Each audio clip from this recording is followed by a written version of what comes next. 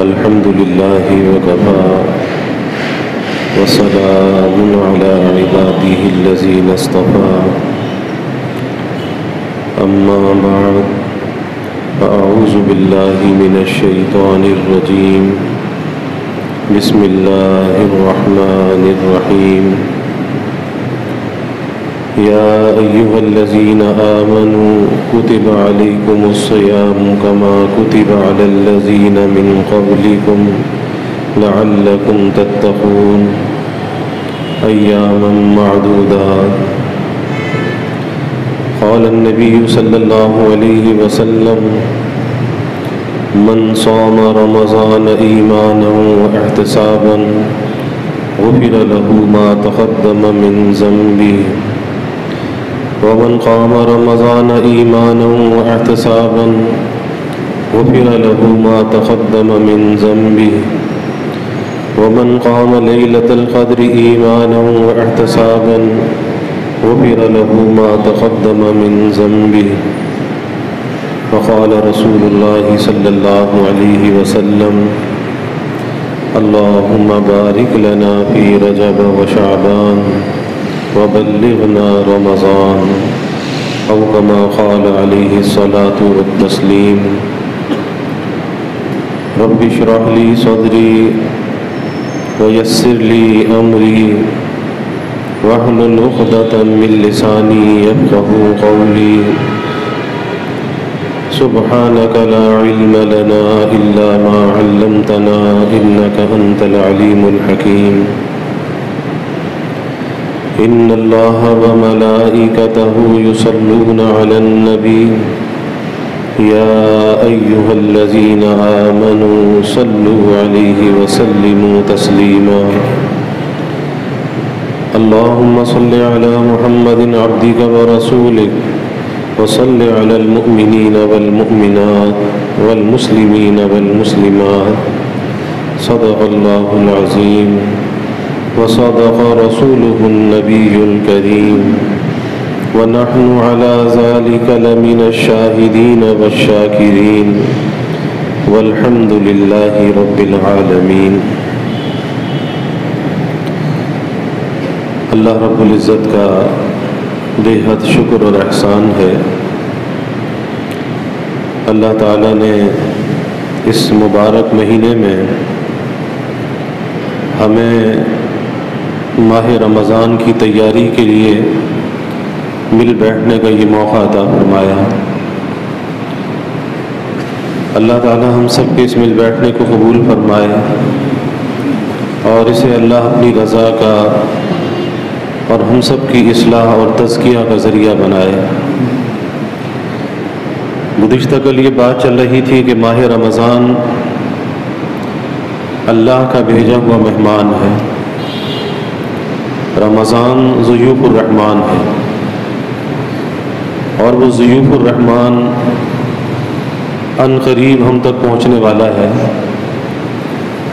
اس مہینے کا استقبال کیسے کیا جائے اور اس مہینے کے مقاصد کو کس طرح سے حاصل کیا جائے.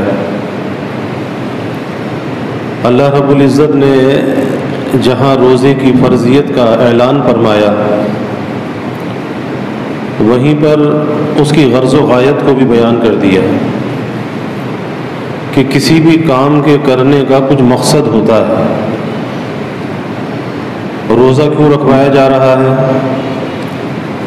روزہ رکھنے کا مقصد کوئی بھوکا پیاسا رکھنا نہیں ہے، کسی مشقت اور مجاہدے میں ڈالنا نہیں ہے، بلکہ روزہ رکھنے کا مقصد ایک ہے اور بہت قیمتی مقصد ہے. اللہ نے فرمایا یا ایھا الذین آمنوا کتب علیکم الصیام، اے ایمان والو تم پر ماہ رمضان کے روزے فرض کیے گئے ہیں. لیکن اس کے بعد آگے تسلی بھی فرمائی کہ کوئی یہ سمجھے کہ شاید ہم پر ہی روزے فرض کیے گئے. نہیں، فرمایا کما کتب علی الذین من قبلکم، یہ کوئی ایسی نئی چیز نہیں ہے کہ تم پر فرض کی جا رہی ہے، تم سے پہلے لوگوں پر بھی یہ روزے فرض تھے،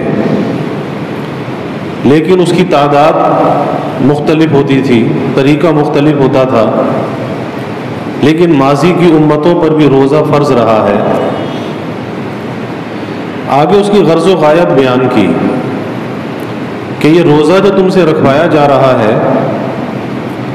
اس روزہ رکھوانے کا مقصد یہ ہے لعلکم تتقون، تاکہ تم متقی بن جاؤ، تقوی تمہارے اندر پیدا ہو جائے۔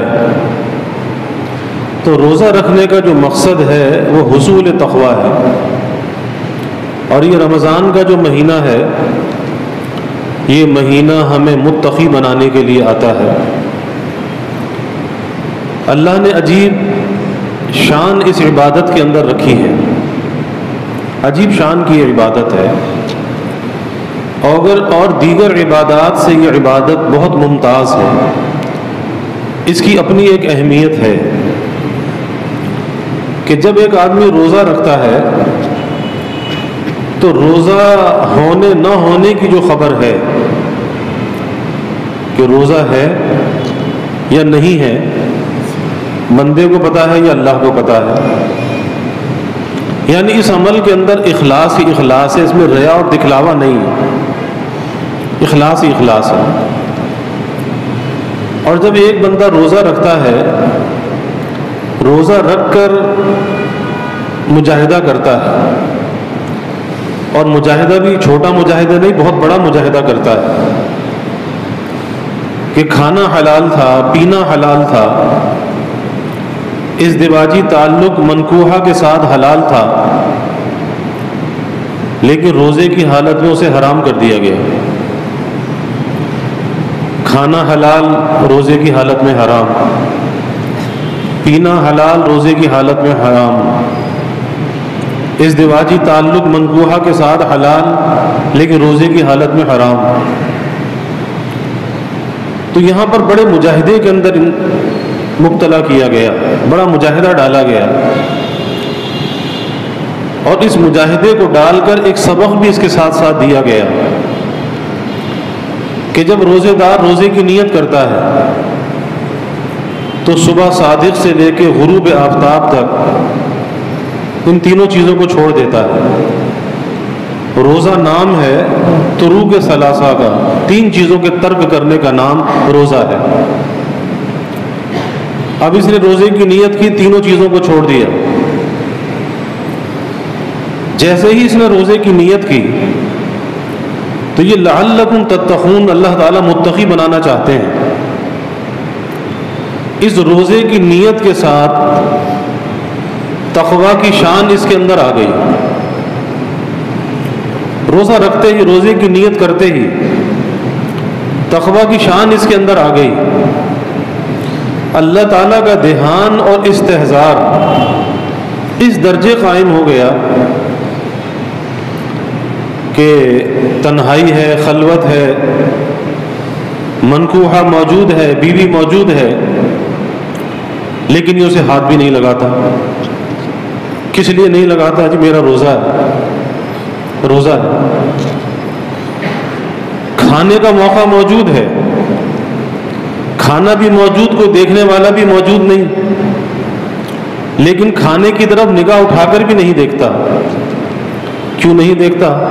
حالانکہ کوئی اسے دیکھ بھی نہیں رہا، اس لیے کہ میرا روزہ ہے، میرا روزہ ہے۔ یہ ہے تقوی کی شان کہ جو روزہ رکھتے ہی، روزے کی نیت کرتے ہی، کیونکہ اللہ تعالیٰ متقی بنانا چاہتے ہیں نا، تو روزہ رکھتے ہی تقوی کی شان اس کے اندر آ گئی کہ کھانا موجود ہے لیکن کھانے کی طرف نگاہ اٹھا کر بھی نہیں دیکھتا۔ گرمی کا زمانہ، شدت کی پیاس، پانی موجود، کوئی دیکھنے والا بھی موجود نہیں، لیکن پانی کا ایک قطرہ بھی حلق سے نیچے لے کر نہیں جاتا۔ احتیاط۔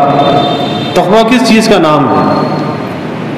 تقوی نام ہے احتیاط کا، تقوی نام ہے احتیاط کا، کہ وضو کے لیے، کلی کے لیے پانی منہ میں ڈالتا ہے، بار بار منہ کو صاف کرتا ہے، ایک ڈر لگا ہوا ہے کہ کہیں کوئی قطرہ حلق سے نیچے نہ چلا جائے، خطرہ ہے کہ کہیں میرا روزہ خراب نہ ہو جائے، روزہ خراب نہ ہو جائے۔ کس چیز کی حفاظت کر رہا ہے؟ روزے کی حفاظت کر رہا ہے۔ حلال چیزوں کو چھوڑ کر روزے کی حفاظت کر رہا ہے۔ اسی حفاظت کرنے کا نام تقویٰ ہے۔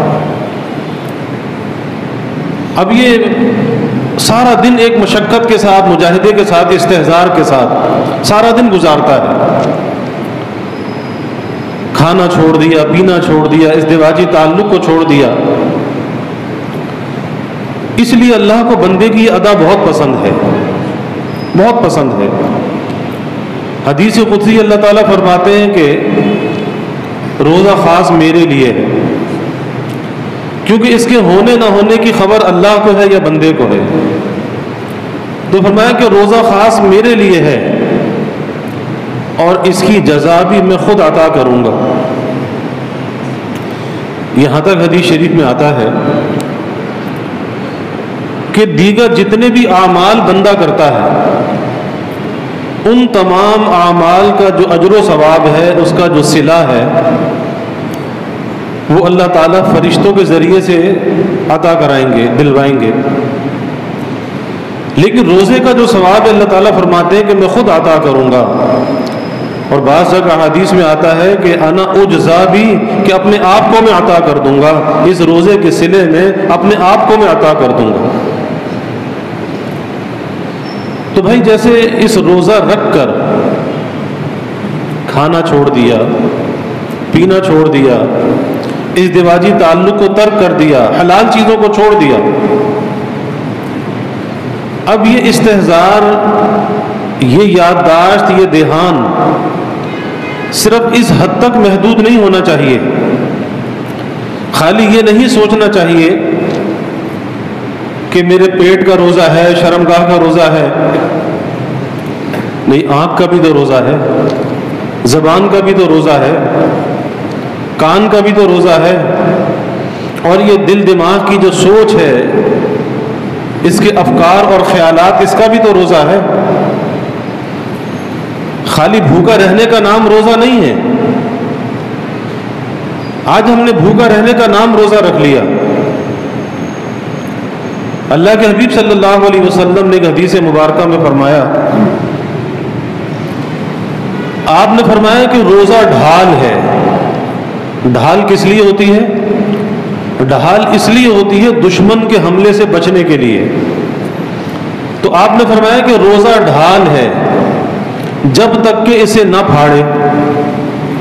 تو یہ جو ڈھال ہے، حفاظت کی ڈھال روزہ، یہ کس چیز سے پھٹ جاتی ہے؟ یہ گناہ اور نافرمانی سے پھٹ جاتی ہے۔ اللہ کی نافرمانی سے، گناہ سے یہ ڈھال پھٹ جاتی ہے، ورنہ بڑی مضبوط یہ ڈھال ہے۔ اور یہاں تک آپ صلی اللہ علیہ وسلم نے فرمایا، اس پر میں یہ باتیں عرض کر رہا ہوں کہ ہم روزہ تو رکھ لیتے ہیں، لیکن روزہ رکھ کر حلال چیزوں کو تو چھوڑ دیتے ہیں۔ جو چیزیں پہلے سے حرام ہیں، جھوٹ حرام ہے، غیبت حرام ہے، بد نظری حرام ہے، ملاوٹ حرام ہے، رشوت حرام ہے۔ انسان سوچتا چلا جائے کہ کیا کیا چیزیں حرام ہیں۔ کسی سے حسد ہے، بغض ہے، کینہ ہے، نفرت ہے، عداوت ہے، یہ سب چیزیں حرام ہیں۔ تو روزہ رکھ کر حلال چیزوں کو تو چھوڑ دیا، لیکن روزہ رکھ کر حرام کو نہ چھوڑا۔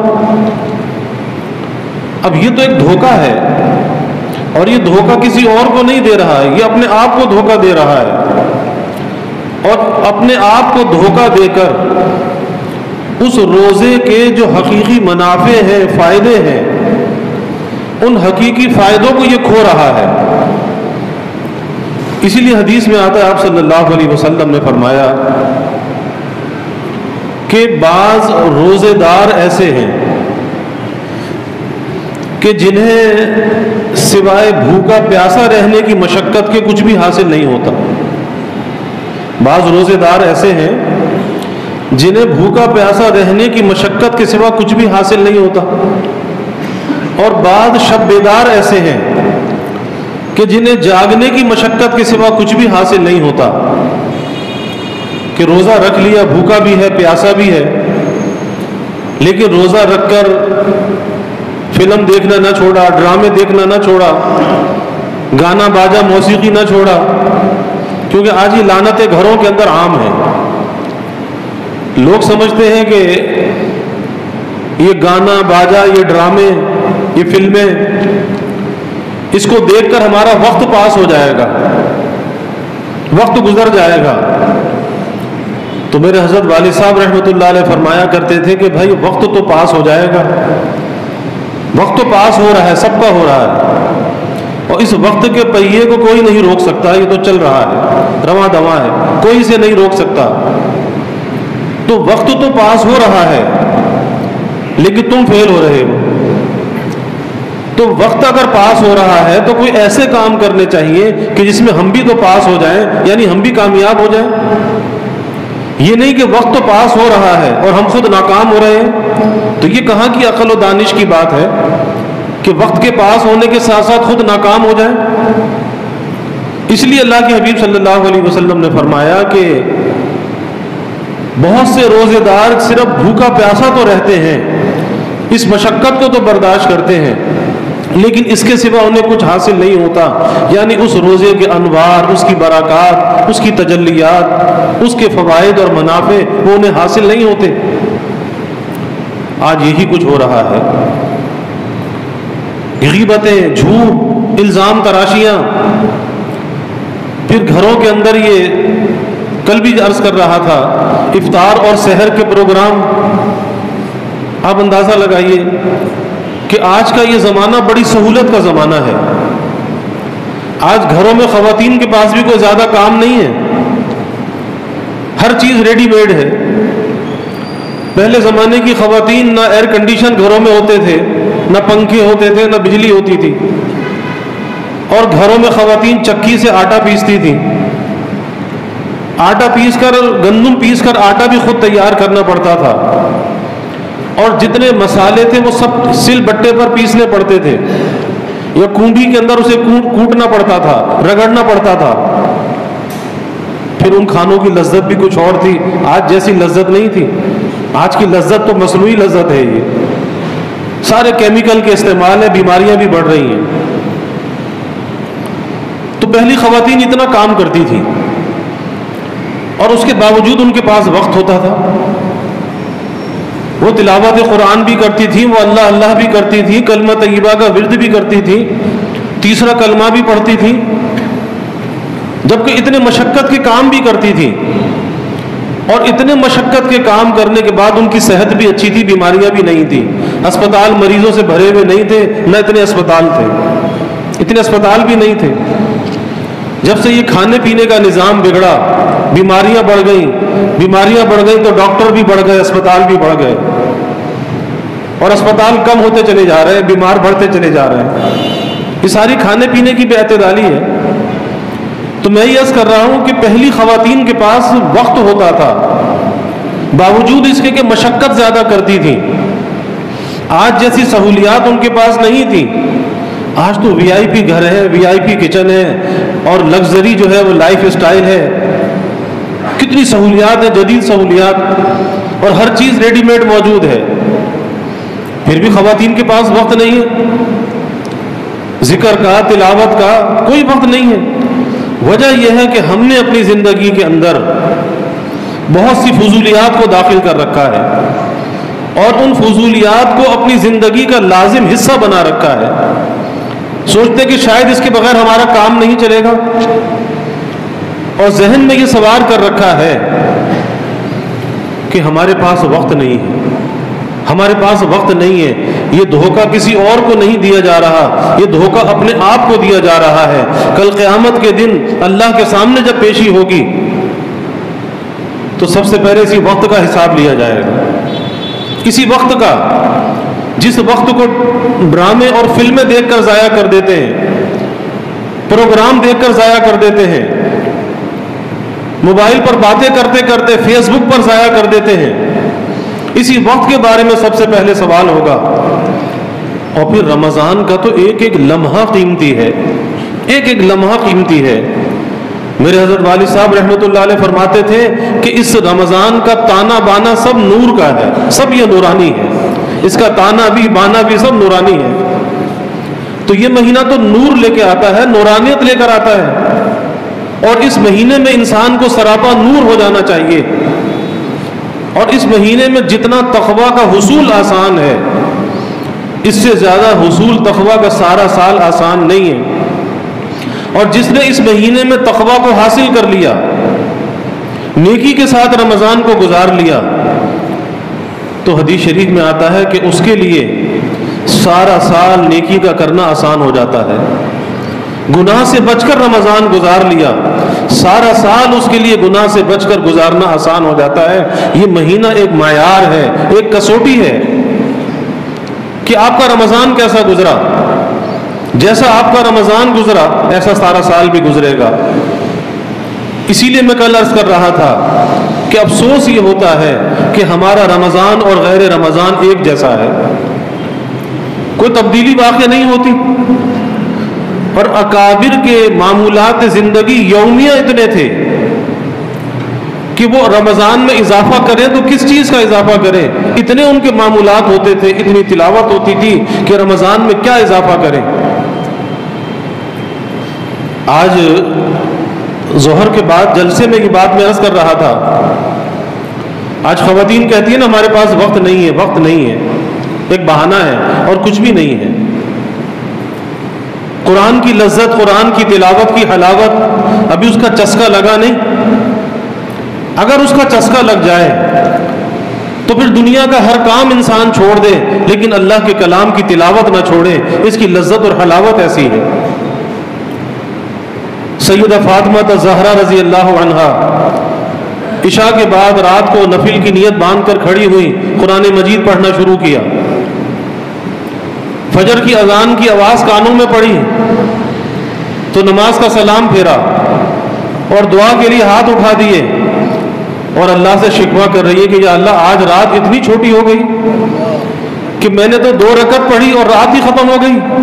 تو وہاں یہ کیفیت ہے کہ اللہ کے کلام سے، نماز سے، سجدوں سے سحری نہیں ہوتی، اور رات کے چھوٹے ہونے کا شکوہ کیا جاتا ہے کہ رات اتنی چھوٹی ہو گئی کہ 2 رکعت میں رات ختم ہو گئی۔ اور یہاں لمبی لمبی راتیں فضولیات میں ضائع ہو جاتی ہیں۔ کبھی سوچنا تو چاہیے کہ کل اللہ کے سامنے پیشی ہوگی، کل اللہ کو ہم کیا جواب دیں گے، کس منہ سے اللہ کے سامنے ہم جائیں گے۔ تو یہ دھوکہ ہے، یہ خود فریبی ہے۔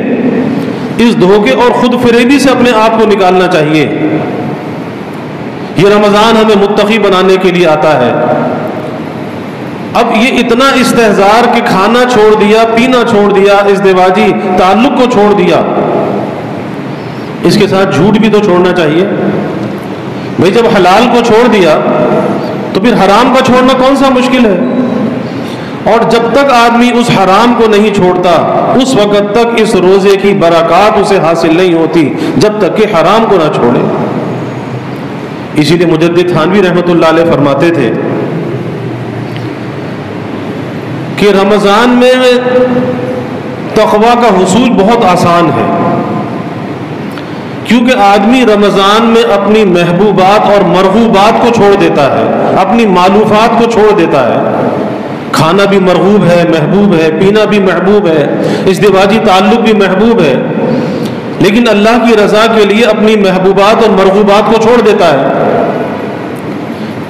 تو فرمایا کہ یہ جو 3 چیزوں کو چھوڑ دیتا ہے، اتنا بڑا یہ مجاہدہ کرتا ہے، اس کے ساتھ اگر دوسرے گناہوں کو بھی یہ ترک کر دے تو یہ متقی بن جاتا ہے، تقوی والا بن جاتا ہے۔ اور پھر اس تقوی کو رمضان تک محدود نہیں رکھنا چاہیے۔ بہت سے لوگ رمضان کو تو گزار لیتے ہیں، پھر رمضان کے بعد سوچتے بالکل آزاد ہو گئے، پھر نمازیں بھی گئیں، تراویح تو ختم ہو جاتی ہے، لیکن بعد میں نمازیں بھی رخصت ہو جاتی ہیں۔ آپ دیکھ لیجئے کہ رمضان میں مسجدیں بھری ہوئی ہوتی ہیں، اور جیسے ہی رمضان رخصتی کے قریب ہوتا ہے تو مسجدیں خالی ہوتی جاتی ہیں، بازار بھرتے جاتے ہیں۔ اور حدیث شریف میں آتا ہے کہ دنیا میں سب سے بہترین جگہیں مساجد ہیں اور سب سے بدترین جگہیں بازار ہیں۔ تو وہ ایام جب اللہ تعالیٰ کی رحمت اور بخشش موسلادھار بارش کی طرح برس رہی ہوتی ہے، بالخصوص آخری عشرہ جس میں اللہ نے اعتکاف کی عبادت بھی رکھی ہے، ان ایام کے اندر وہ آخر 10 دن جو ہوتے ہیں، اسی لیے بعض اکابر نے کہا کہ رمضان 30 دن کا نہیں ہوتا، رمضان 40 دن کا ہوتا ہے۔ آخری عشرے کی راتوں کو الگ سے شمار کیا کہ ان راتوں میں ایک طاق رات بھی آتی ہے، ایسی طاق رات جس میں شب قدر ہوتی ہے۔ تو فرمایا کہ رمضان 30 دن کا نہیں، یہ 40 دن کا ہے، اس کی آخر کے 10 دن الگ ہیں، 10 راتیں الگ ہیں۔ لیکن افسوس کے ساتھ کہنا پڑتا ہے کہ ہم رمضان کو احتیاط کے ساتھ نہیں گزارتے ہیں۔ اگر ہم اپنا جائزہ لیں کہ ہمارا ماضی پہلا کتنے رمضان گزر چکے، کیا ہمارے اندر کوئی تبدیلی آئی؟ یہ مہینہ بھائی اپنے آپ کو تبدیل کرنے کا مہینہ ہے، اور تبدیلی کی پہچان یہ ہوتی ہے کہ اس نیکی کے بعد انسان کی زندگی میں یہ تبدیلی آئے کہ پہلے کی زندگی اور بعد کی زندگی میں فرق آ جائے۔ پہلے اگر وہ نافرمانی اور گناہ کے ساتھ زندگی گزار رہا تھا، اب اس کی زندگی کے اندر نیکی اور تقوی آ جائے، اللہ کا ڈر اور خوف آ جائے، اور یہ تبدیلی اس بات کی علامت ہوتی ہے کہ اس کا عمل اللہ کے یہاں مقبول ہو گیا۔ لوگ حج اور عمرہ کرنے جاتے ہیں نا، اکابر نے لکھا ہے کہ بھئی یہ کیسے پتا چلے کہ اس کی حاضری مقبول ہوئی یا نہیں ہوئی؟ حج اور عمرہ کر کے تو سب آ جاتے ہیں، حاجی صاحب تو سب پہلانے لگتے ہیں، لیکن کیسے پتا چلے کہ حاضری مقبول ہوئی یا نہیں ہوئی، رمضان مقبول ہوا یا نہیں ہوا؟ تو آسان سی پہچان ہے کہ پہلے کی زندگی اور بعد کی زندگی میں فرق آیا۔ پہلے سے اللہ کا ڈر بڑھ گیا، اللہ کی محبت بڑھ گئی، نیکی کا اہتمام بڑھ گیا، اور گناہ سے بچنے کی فکر بڑھ گئی، تو علامت ہے کہ اس کا عمل مقبول ہو گیا۔ اب اس کے اندر یہ تقویٰ پیدا ہو چکا ہے، اب یہ ترقی کے مراحل کو طے کر رہا ہے۔ اور اگر گاڑی وہیں کے وہیں تھی جہاں پہلے تھی، اور آج ایسا نظر آتا ہے کہ حج اور عمرہ کر کے واپس آنے والے اگر حج اور عمرے کی فلائٹ میں دیکھا جائے تو آج ہر سیٹ کی پیچھے اسکرین لگی ہوئی ہے، اور دنیا جہاں کے چینل اس کے اوپر موجود ہیں۔ ابھی تو یہ بیت اللہ کو دیکھ کر آ رہا تھا، روزہ رسول کی زیارت کر کے آ رہا ہے، اور ابھی واپسی کا سفر ہے، گھر بھی نہیں پہنچا کہ یہ انڈین فلمیں وہاں بیٹھا ہوا دیکھ رہا ہے۔ اندازہ لگائیے آپ، کیا اللہ کا دھیان، کیا اللہ کا استحضار، کیا تبدیلی، کیا اسی کا نام تبدیلی ہے؟ پھر اس نے اس حاضری سے کیا پایا؟ لاکھوں روپیہ خرچ کیا، اپنا وقت بھی خرچ کیا، اپنے گھر سے بھی دور رہا، اور دور رہ کر اتنا بھی استحضار نہیں کہ گھر تک تو صاف ستھرا پہنچ جاؤں، اتنا بھی فکر نہیں ہے کہ گھر تک پھر گناہوں سے آلودہ ہو کے پہنچ رہا ہے۔ اسی لیے جماعت تبلیغ کے اکابرین میں سے حضرت مولانا سعید خان صاحب رحمۃ اللہ علیہ تو حرم میں بیان فرمایا کرتے تھے، اور حج کے زمانے میں حاجیوں سے خطاب کر کے کہتے تھے کہ حاجیوں، حج کرنے تو آئے ہو، حج کو ذرا ساتھ لیتے بھی جانا یا چھوڑ کے نہ جانا، حج کو ذرا ساتھ لے کر جانا، یہاں چھوڑ کے نہ جانا۔ فرماتے تھے کہ حج کرنے تو بہت سے لوگ آتے ہیں، لیکن حج اپنے ساتھ کوئی لے کر جاتا ہے، اکثر اپنا حج یہی چھوڑ جاتے ہیں۔ کس طرح چھوڑ جاتے ہیں کہ حج کیا، وقوف عرفہ نصیب ہوا، اللہ نے گناہوں سے پاک و صاف کر دیا، ایسا کر دیا کہ جیسے آج اپنی ماں کے پیٹ سے پیدا ہوا، لیکن ادھر حج سے فارغ ہوا، قربانی کی، رمی کی، قربانی کی، سر کے بال منڈائے، اور اس گلشن مصطفیٰ کو بھی اجاڑ دیا۔ اس نے تو اپنا حج مینا میں چھوڑ دیا۔ کوئی بہت سے بہت آیا تو مکے تک آیا، اور مکے تک آ کر اس زعفران کو اجاڑ دیا، اس محمدی زعفران کو اجاڑ دیا، مکے میں اپنا حج چھوڑ دیا۔ پھر یہ کیفیت ہے کہ لوگ حرم نہیں جاتے، بیت اللہ کی زیارت نہیں کرتے، کمرے میں بیٹھ کر وہ جو مرض ہوتا ہے نا، جو عادت گھر میں پڑی ہو، وہ عادت سفر میں بھی نہیں چھوٹا کرتی۔ ہوٹل میں بیٹھے، وہاں بھی چینل لگے ہوئے ہیں، بس ریموٹ ہاتھ میں ہے، چینل بدل بدل کے دیکھ رہے کہ دنیا میں کیا ہو رہا ہے. ارے اسی لیے یہاں پر آیا تھا.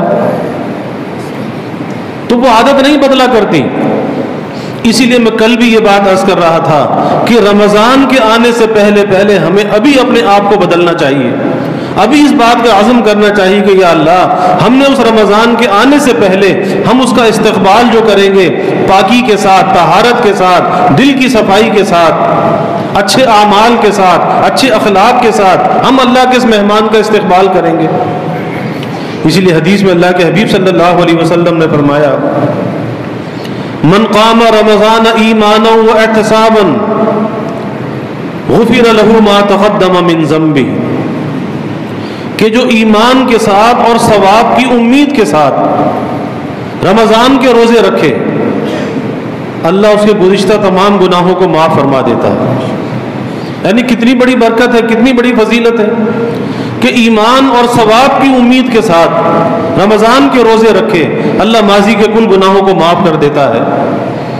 اور جس نے ایمان اور ثواب کی امید کے ساتھ اس کی رات کا قیام کیا یعنی تراویح کا اہتمام کیا اللہ اس کے ماضی کے کل گناہوں کو معاف کر دیتا ہے. من قام لیلۃ القدر ایمانا واحتسابا غفر له ما تقدم من ذنبه، اور جس نے ایمان اور ثواب کی امید کے ساتھ لیلۃ القدر میں قیام کیا یعنی اللہ کے سامنے کھڑا ہوا، اللہ کے سامنے مناجات کی، اللہ ماضی کے کل گناہوں کو معاف کر دیتا ہے. آج یہ بھی ایک عادت ہے لوگوں کے اندر کہ روزہ تو رکھ لیتے ہیں لیکن نماز تراویح نہیں پڑھتے. اور پھر بہت سے لوگ یہ پوچھتے پھرتے ہیں کہ بھائی تراویح کی کتنی رکعتیں، 10 رکعتیں، 20 رکعتیں، کتنی، 8 رکعتیں. یعنی نیکی کرنے کے اندر بھی طبیعتوں میں بخل ہے. بھائی جتنی بھی ہیں اگر 20 پڑھی جا رہی ہیں تو 20 پڑھنے میں آپ کو کیا حرج ہے؟ نیکی ثواب کا کام ہے نا، نیکی کا کام ہے. تو آپ کی طبیعت میں اتنی پریشانی ہے، اتنی وحشت ہے کہ 20 رکعت آپ پر بوجھ معلوم ہوتی ہے. ارے 20 کے اگر 100 رکعت بھی ہوتی وہ شوق 100 رکعت بھی پڑھتے، 100 رکعت میں بھی انہیں گرانی معلوم نہ ہوتی وہ شوق سے 100 رکعت بھی پڑھتے. عشق اور محبت کی بات ہوتی ہے. کہتے ہیں جی کتنی رکعت ہے.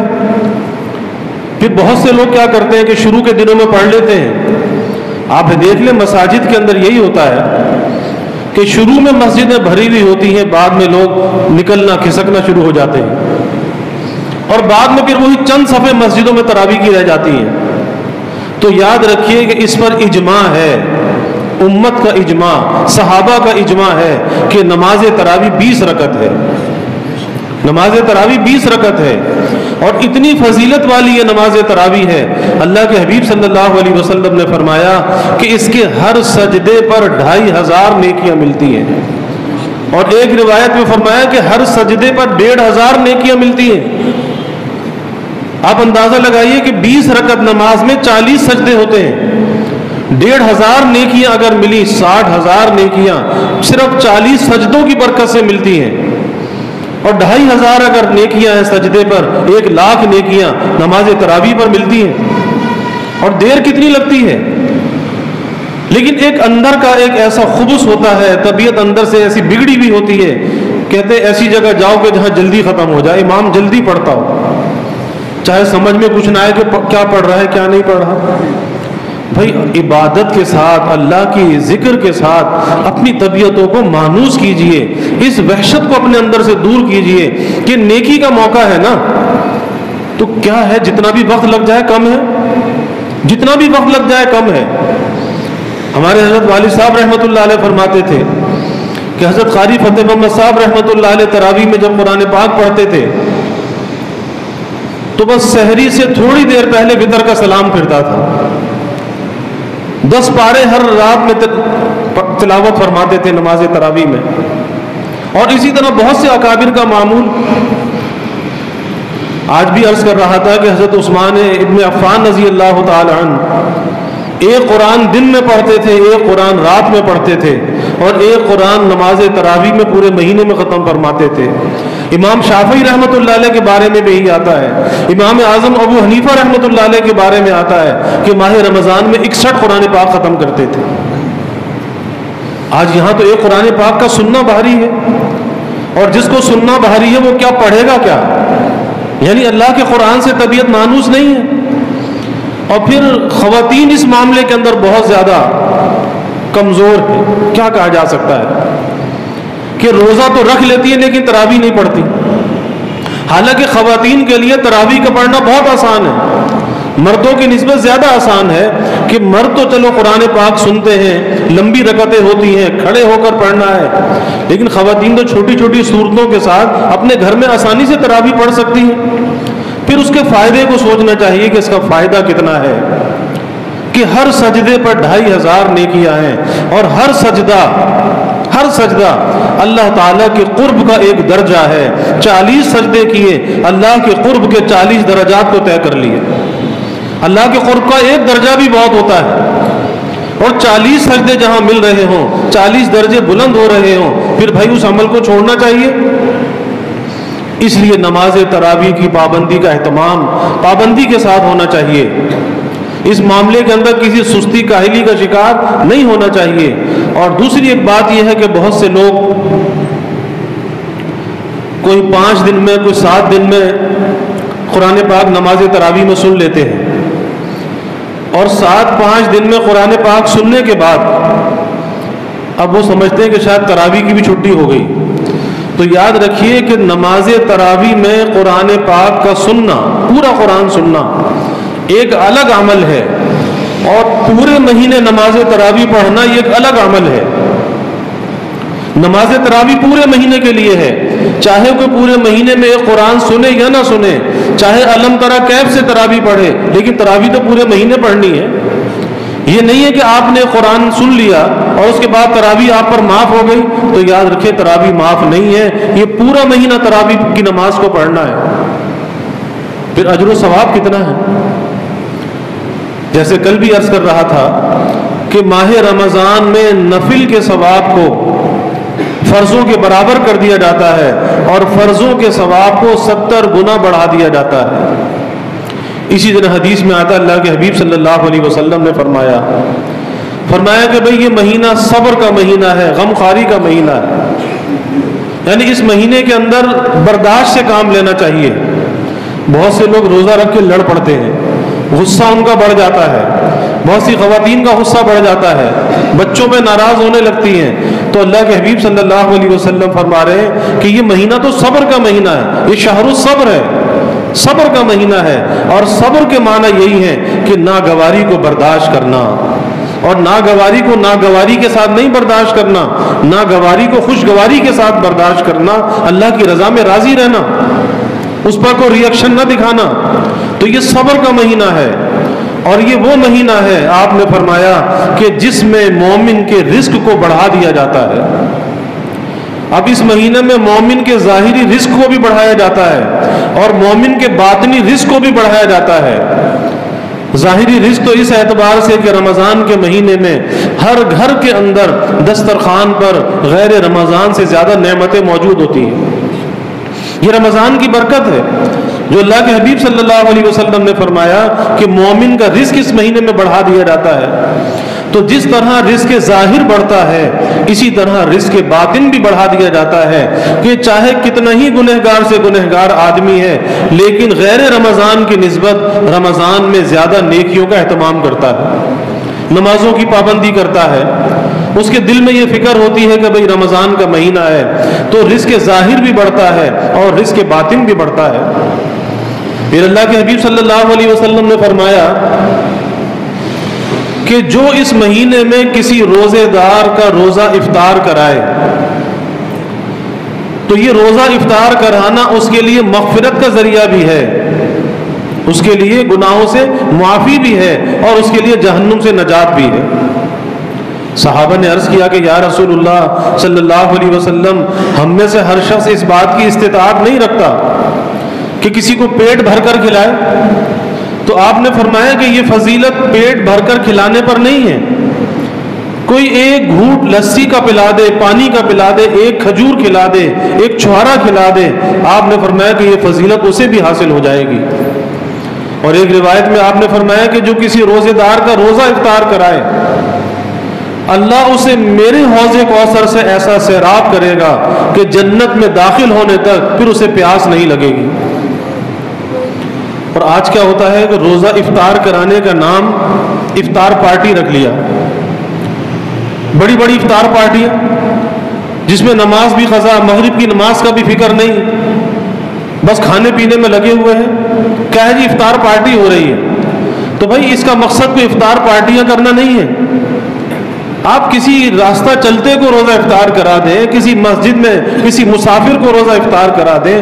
آپ دیکھیں حرمین شریفین میں کتنا بڑا روزے کی افطاری کا اہتمام ہوتا ہے، کس طرح سے وہ حضرات روزے داروں کا اکرام کرتے ہیں، کس طرح سے دسترخوان بچھائے جاتے ہیں، اور دسترخوان پر کس طرح سے کھجور زمزم سے روزہ افطار کرایا جاتا ہے۔ تو اسی طرح کھجور اور پانی سے روزہ افطار کرا دیجئے۔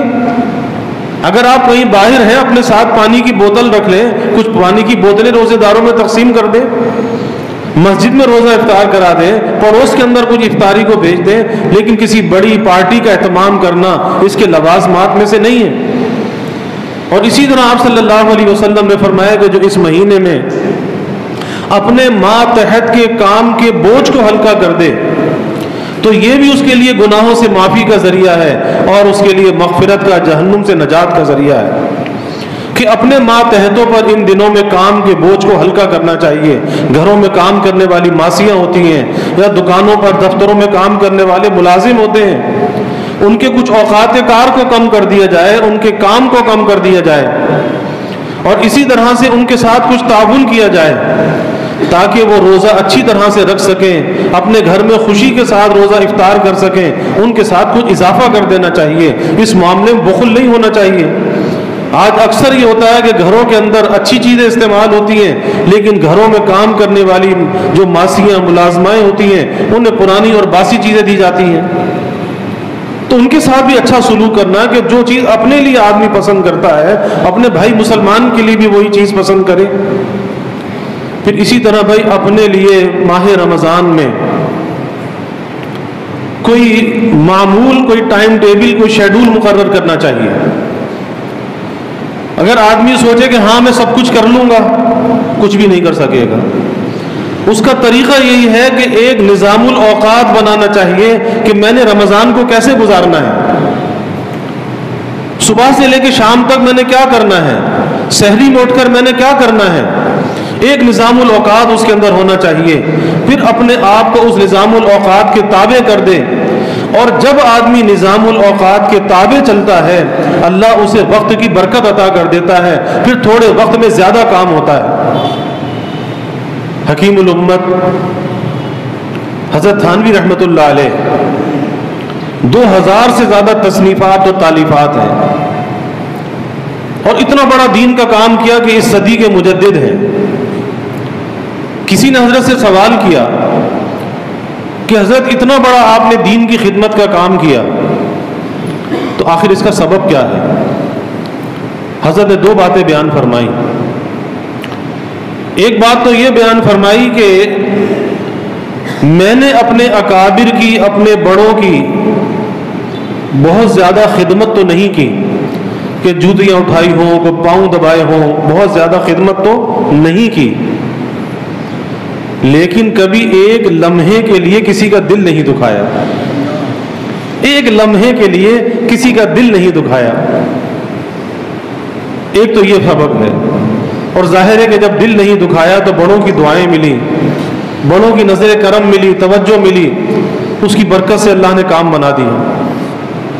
اور دوسرے فرمایا کہ ضبط اوقات، ضبط اوقات یعنی وقت کی پابندی۔ اور وقت کی پابندی کیسی تھی کہ جس وقت کے لیے جو کام جس وقت کے لیے مقرر تھا اس مقررہ وقت پر اس کام کو انجام دیتے تھے۔ یہاں تک کہ حضرت کی دو زوجائیں تھیں، شام کو عصر کے بعد جب گھر جاتے تھے، دونوں گھروں میں جاتے تھے، تو وہ جیب گھڑی جو ہے وہ ہاتھ پر رکھی ہوتی تھی، جتنی دیر ایک گھر میں بیٹھتے تھے اتنی دیر دوسرے گھر میں بیٹھتے تھے۔ اتنا پابندی کا اہتمام تھا، اور صبح سے لے کے شام تک ایک ایک منٹ کی حفاظت تھی کہ کس وقت میں کیا کام کرنا ہے، کس وقت میں ملاقات کرنی ہے، کس وقت میں ڈاک لکھنی ہے، کس وقت میں تصنیف کا کام کرنا ہے، اور جس وقت کا جو کام تھا اس وقت میں وہ کام کرتے تھے. یہی وجہ ہے کہ اللہ نے وقت کی برکت عطا کی تھی. آج وقت ہمارے پاس بھی ہے، یہی 24 گھنٹے ہیں نا، لیکن ہمارے پاس وقت کی برکت نہیں. اور اس بے برکتی کا سبب کیا ہے؟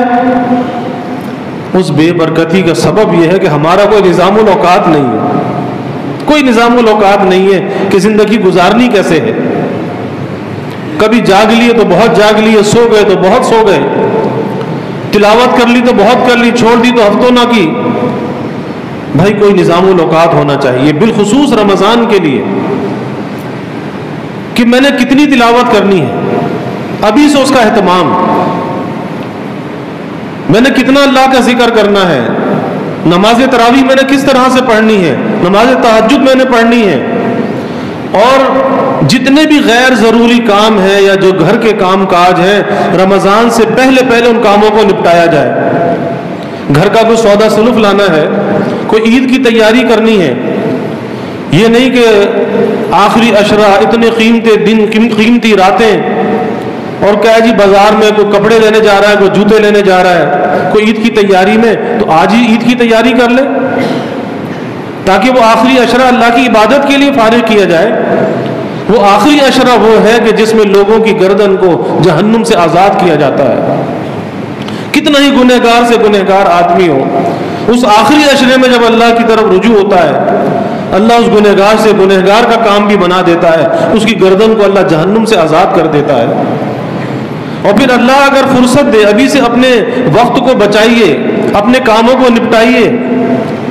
اللہ اگر فرصت دے، آخری عشرے کا اعتکاف کرنا چاہیے کہ اس میں ایک رات ایسی ہے جس کی عبادت 1000 مہینے سے زیادہ ہے.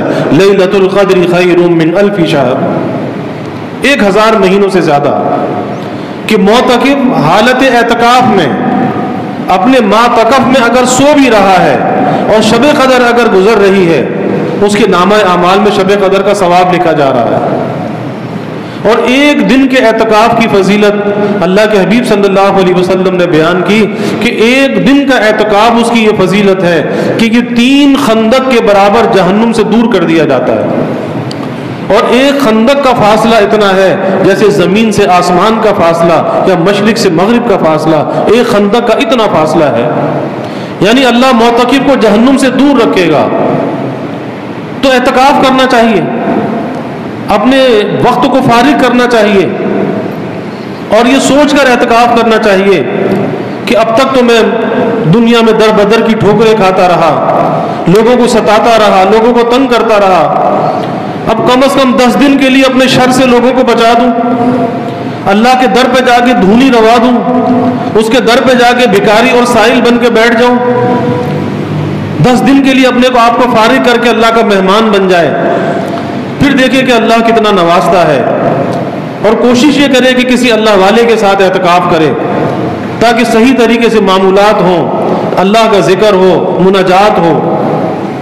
اور پھر رمضان کے مہینے میں آخری بات دس کر کے بات کو ختم کرتا ہوں، دعاؤں کا بہت زیادہ اہتمام کریں، بہت زیادہ دعا کا اہتمام. بالخصوص غروب آفتاب کے وقت، کہ جس وقت میں افطار کا وقت ہوتا ہے، اللہ 16 لاکھ لوگوں کو جہنم سے آزادی عطا کرتا ہے. یہ قبولیت دعا کا وقت ہے. اس وقت میں اللہ سے دعا کرنی چاہیے. پھر سحری کے وقت جو تہجد کا وقت بھی ہے، رات کا اخیر حصہ ہے، اور یہ بہت قیمتی حصہ ہے. اسی لیے حضرت عبداللہ ابن مسعود رضی اللہ تعالی عنہ سے جب پوچھا گیا کہ شب قدر کون سی رات میں ہوتی ہے، تو فرمایا کہ بھائی شب قدر سارے سال میں گھومتی رہتی ہے، سارے سال کی کسی بھی رات میں ہوتی ہے. کسی نے حضرت ابی بن کعب رضی اللہ عنہ سے پوچھا کہ عبداللہ بن مسعود تو یہ کہتے ہیں کہ شب قدر سال کی ساری راتوں میں سے کسی رات میں ہوتی ہے. فرمایا کہ نہیں، ان کا مقصد یہ ہے کہ لوگ ہر رات کی قدر کریں، اس لیے انہوں نے فرمایا کہ یہ سارا سال دائر رہتی ہے. انہوں نے فرمایا کہ شب قدر رمضان کی 27ویں شب میں ہوتی ہے. حضرت ابی بن کعب رضی اللہ عنہ نے فرمایا تو یہ اللہ رمضان ہمیں عطا فرما رہا ہے، اس میں بھائی بہت دعاؤں کا اہتمام کیجیے. آج لوگ اوراد و وظائف تو بہت پڑھتے ہیں. یاد رکھیے کہ اوراد و وظائف کے بعد انسان کے اندر دعویٰ پیدا ہوتا ہے کہ میں اتنا وظیفہ پڑھتا ہوں، اور پھر یہ سوچتا ہے کہ شاید میرے وظیفے کا وہ اللہ پر اثر ہوگا، میرا کام بن جائے گا. تو اللہ کی ذات تاثر سے پاک ہے، وہ کسی کے عمل سے متاثر نہیں ہوتا. اگر کسی کو کچھ دیتا ہے اپنے فضل سے دیتا ہے، نیت کی سچائی پہ دیتا ہے. ابھی چند دن پہلے ایک صاحب آئے، بس اسی مسئلے میں الجھے ہوئے تھے. کتنے کروڑ وہ ذکر کر چکے، پھر مشکلات کے اندر گھرے ہوئے. تو کس نے آپ کو کہا کہ اتنے کروڑ آپ ذکر کیجئے؟ اور پھر ذکر کے بعد یہ ہوا کہ دعویٰ پیدا ہو گیا، اتنا کروڑ فلاں ذکر، اتنے کروڑ فلاں ذکر، دماغ میں خشکی.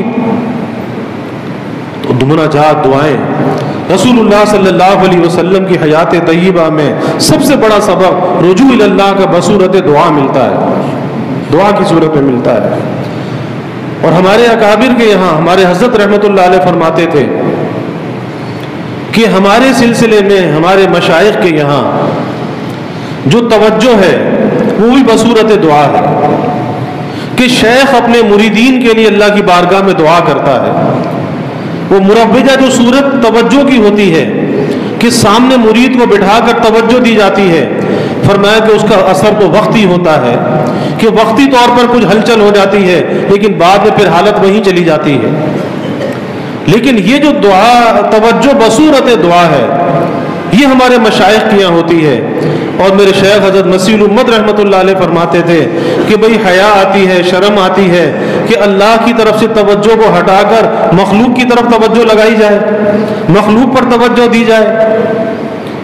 فرماتے تھے یک چشم زدن غافل ازاں شاہ نہ باچی، شاید کہ نگاہ کند آگاہ نہ باچی، کہ ایک پلک جھپکنے کے برابر بھی اللہ سے غافل نہ ہو. یک چشم زدن غافل ازاں شاہ نہ باشی، ایک پلک جھپکنے کے برابر بھی اللہ سے غافل نہ ہو. شاید کہ نگاہ کند آگاہ نہ باشی، شاید جس وقت تو ان سے غافل ہے اور وہی وقت ان کی عطا کا ہو، ان کے متوجہ ہونے کا ہو، اور تو ان سے غافل ہو. اس لیے پلک جھپکنے کے برابر بھی اللہ سے غافل نہیں ہونا چاہیے. اس لیے کسی نے کہا کہ یک دم غافل 100 دم کافر، کہ ایک دم کے ایک لمحے کے لیے غافل ہونا ایسا ہے جیسے 100 لمحے کے لیے کافر ہونا ہے. کبھی اپنے اللہ سے غافل نہیں ہونا چاہیے. تو ہمیں ابھی سے بھائی عزم کرنا چاہیے کہ یہ رمضان ہماری زندگی کا قیمتی رمضان ہوگا، اور اس میں ہماری زندگی کے اندر تبدیلی آئے گی. اور اس تبدیلی کا آغاز رمضان کے آنے پر نہیں ہے، وہ ابھی سے ہے، ابھی سے اس کا ارادہ، ابھی سے اس کی تیاری. کیونکہ یہ اللہ کا مہمان آنے والا ہے، اور مہمان کا استقبال کی تیاری پہلے سے کی جاتی ہے، مہمان کے آنے پر نہیں کی جاتی. اسی طرح اپنے دل کے اندر کسی سے حسد بغض کینہ ہے، اپنے دل کو بھائی صاف کر لو، حسد سے صاف کر لو. اللہ کی رضا میں راضی رہو، جو اللہ نے تقسیم کر کے دے دیا اس پہ راضی ہو جاؤ. اللہ کی تقسیم پہ اعتراض نہ کرو کہ فلاں کو یہ ملا اور مجھے کیوں نہ ملا، فلاں کا مکان ایسا، اس کی اولاد ایسی، اس کا کاروبار ایسا. نہیں، جو اللہ نے میرے مقدر میں لکھ دیا بس اللہ کی تقسیم پر راضی ہو جاؤ. زندگی کے اندر سکون آ جائے گا، اطمینان آ جائے گا، یہ بے چینی بے کلی ختم ہو جائے گی. یہ بے چینی اسی لیے تو ہے نا کہ اللہ کی نعمت ہمیں چھوٹی معلوم ہوتی ہے، کم معلوم ہوتی ہے. ارے یہ نہیں دیکھتے کہ دینے والا ہاتھ کون سا ہے، مل کہاں سے رہی ہے. چھوٹی بڑی کو نہ دیکھو، کم زیادہ کو نہ دیکھو، یہ دیکھو کہ دے کون رہا ہے. دے کون رہا ہے کہ بادشاہ کے دربار میں اگر کوئی جائے اور وہ بادشاہ اگر کسی کو کھوٹا سکہ بھی دے تو آدمی بڑے چوم کے لیتا ہے کہ بادشاہ کے ہاتھ سے مل رہا ہے. کھوٹا ہے تو کیا ہوا، لیکن دے تو بادشاہ رہا ہے نا. تو اللہ کی تقسیم پر راضی رہنا چاہیے، اور کسی کو دیکھ کر دل میں حسد اور جلن نہیں لانی چاہیے. آج یہ عام مرض ہو گیا ہے، جس کو دیکھو دل میں حسد لیے بیٹھا ہے. ارے بھائی جیسے اللہ نے اس کو نعمت دی ہے تو تم اس کے لیے اللہ سے دعا کرو، یا اللہ تو اس کی نعمت کی حفاظت فرما، اس کی نعمت میں اور ترقی عطا فرما. اور یا اللہ جیسے اس بھائی کو آپ نے نعمتیں عطا کی ہیں، اے اللہ مجھے بھی عطا فرما دے. اللہ کے خزانوں میں کون سی کمی ہے؟ لیکن حسد کے ساتھ آج تک کبھی کسی کا کام بنا نہیں ہے. شکر کے ساتھ تو بنا ہے, قدردانی کے ساتھ تو بنا ہے, اور اللہ کی تقسیم پر راضی رہ کر تو کام بنا ہے, لیکن حسد کے ساتھ کبھی کسی کا کام بنا نہیں ہے. اس لیے دل میں حسد, جلن, بغض, کینہ یہ کچھ نہیں ہونا چاہیے. اللہ کی رضا میں ہر حال میں راضی رہنا چاہیے. اللہ تعالیٰ سے دعا ہے کہ اللہ ہمیں اس رمضان کو قیمتی بنانے کی توفیق عطا فرمائے, اور کسی نظام الاوقات کے تابع اپنے رمضان کو گزارنے کی اللہ توفیق عطا فرمائے. فضولیات سے بچائے, لغویات سے بچائے, اللہ کثرت کلام سے بچائے, کثرت تلاوت کی اللہ توفیق عطا فرمائے, اور تلاوت کی عادت ابھی سے ہونی چاہیے. ہم نے اپنی والدہ کو دیکھا مرحومہ رحمۃ اللہ علیہ, امی جان رحمۃ اللہ علیہ, کہ رمضان کے مہینے میں ایک قرآن یومیہ پڑھ لیتی تھی, ایک قرآن پڑھ لیتی تھی, اور عام معمول تھا 10-10, 15-15 پارے پڑھ لینا. اکثر بتاتی تھی کہ آج میں نے 17 پڑھ لیے, آج میں نے 15 پڑھ لیے. آپ اندازہ لگائیے یہ قرآن کیا ہے, دلوں کی بہار ہے. اللہ کے حبیب صلی اللہ علیہ وسلم نے فرمایا نا, اللہم اجعل القرآن العظیم ربیع قلبی, کہ اللہ اس قرآن کو میرے دل کی بہار بنا دے. تو دلوں کی بہار تو اللہ کے قرآن سے ہے, اور ہم نے دلوں کی بہار مخلوقات کے ساتھ جوڑ رکھی ہے. مخلوقات کے ساتھ بہار نہیں ہے بھائی, مال کے ساتھ دل کی بہار نہیں ہے. وہ تو مال آتا ہے تو آزمائش لے کے آتا ہے, یہ تعلقات آزمائش لے کر آتے ہیں, اور پھر لوگوں کو پریشان ہوتے ہی دیکھا ہے.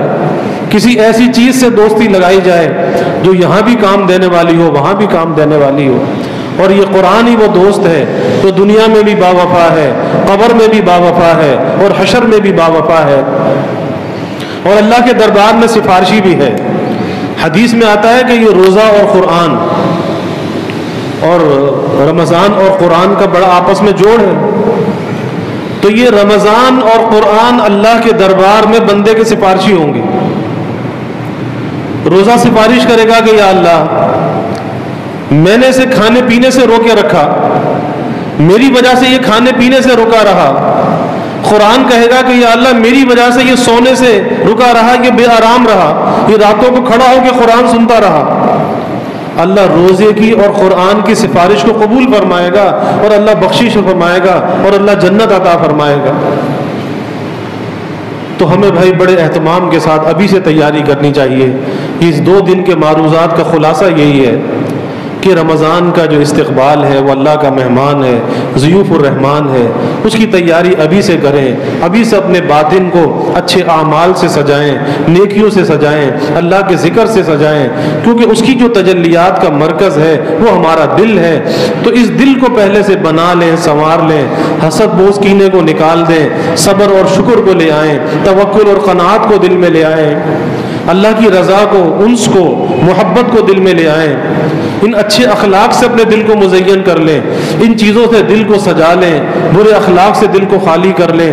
پھر یہ جو رمضان آئے گا, اس کی رمضان کی ابتدائی ساعات ہوں گی, اللہ کا فضل متوجہ ہو جائے گا. اللہ ہمیں سچی قدردانی کی توفیق عطا فرمائے. وآخر دعوانا الحمد للہ رب العالمین.